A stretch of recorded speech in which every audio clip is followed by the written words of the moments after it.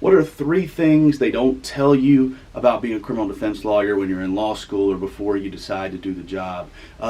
There's a bunch of them, right? But we're going to talk about three that stand out to me. One particular criminal defense is the hours. Now, all lawyers work too much, too long, all those kind of things. But one thing about criminal work is it's almost an emergency service where if someone gets arrested on a Saturday, they want to talk to somebody then, right? So that's kind of a unique thing. Even if you're not doing those same blocked hours that another lawyer may be, the response time often is unique to when a crime occurs or when someone is arrested.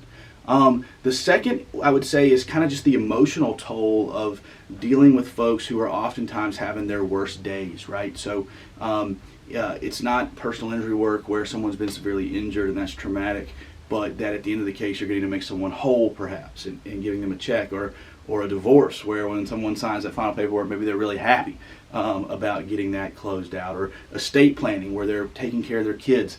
This is something where most folks are in our office because of the worst day of their life.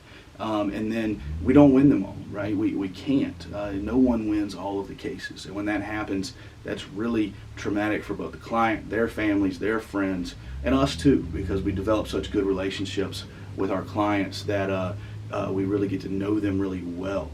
The third thing I would say is kind of the inadequacy of our criminal justice system, right? That gets written about a lot, probably talked about the most in law school of these three.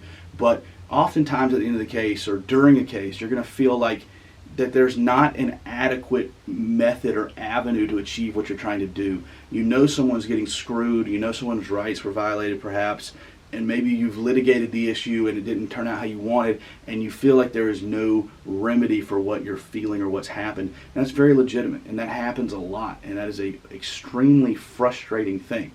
To some people, that's a turnoff. It makes them not want to do this kind of work. To us here, I think it's kind of what motivates and drives us, right?